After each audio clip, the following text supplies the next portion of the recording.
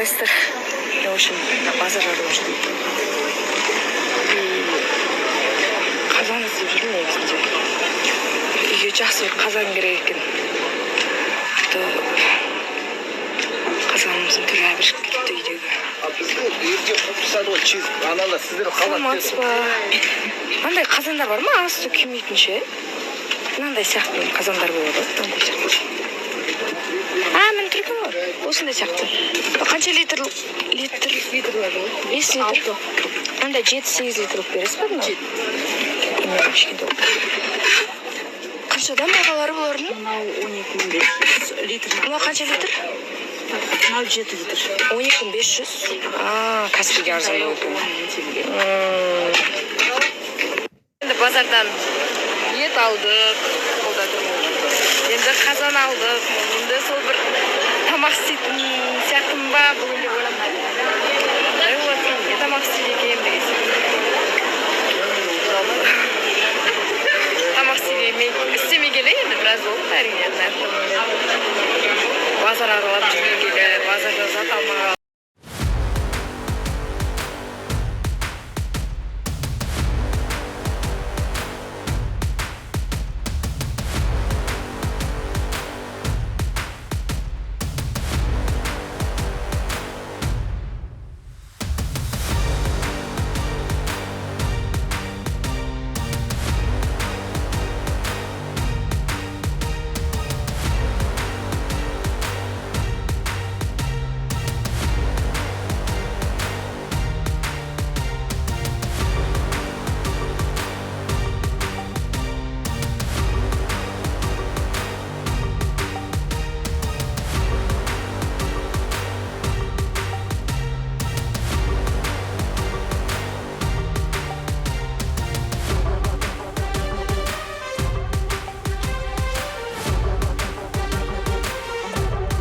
Уже 5 сағаттан кейін айдын кешегі 7,5 миллион телеграмм ойнататын болады. Получается, 50 адам 150 мың теңгені алатын болады. Кайф емес па? Просто осы телеграм каналға тіркел. Жақсы болып тұр екен. И күт.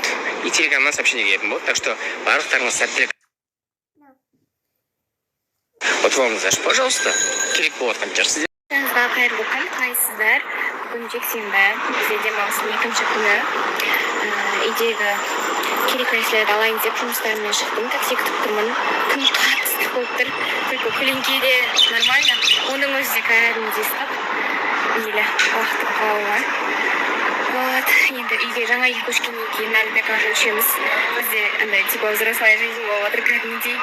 Американ балдарын шатыстайды ғой 18 жасында бөлек. Соны енді түсініп ғой. И кәдімгідей бәрін өзіміз үшін андай жауапкершілік алып, кәдімгідей күшті болып жатыр бір жағынан дұрыс дамуға, өсуге, ерте есеюге ол өте пайдалы деп ойлаймын. Сол енді Кім сүйді бетіне? бетімге ма? Бетіне кім сүйдсін? Мама? Кәні мамын сен? Мені. Жоқ. Бетіне қалай жемешін өшін бетін? Күн кетір. Болды енді еркелеп кетпеш енді.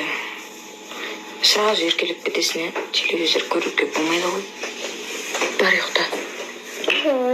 Детское время бітті ғой. Асылхан бар ұйықтаса не істеп жүрсің? Ұйықтаса не істеп жүрсің детский? Ұйықтамай жатырсыз. Мен қазір жатам бар. Нұрдәулет деген досыма сұрақ қоямын. Дайынсың ба? Тез жауап береміз сұрақ. Так, бірінші сұрақ. Өміріңде қанша рет сүйістің? Өте көп. Білмеймін. Так, қыздармен ше? Настроение өте жақсы болып тұр. Достар, ровно 2 сағат қалып. Маған өмірінде ешқашан ешнәрсе ұтып көрмеген адамдар керек болып тұр. Поэтому просто мына жердегі телеграм каналға тіркелесіздер. Күтіңіздер, сағат 11-де сіздерге телеграмға жазатын болады. 50 адам 150 мың теңгеден ұтатын болады. Бекнар екеуміз видео түсірейін деп жатыр. Иә. Нан үстінде. Құдай самасын. Көреміз қалай шығады. Боламыз. Онша емес болса көтеретін боламыз. Қалайсың?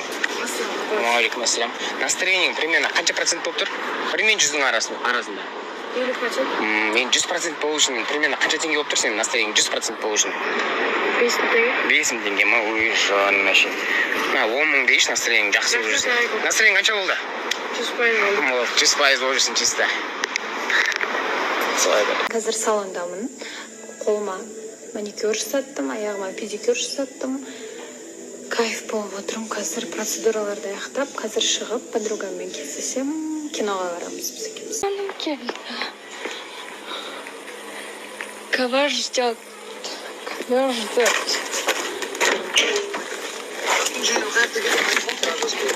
Сәлеме.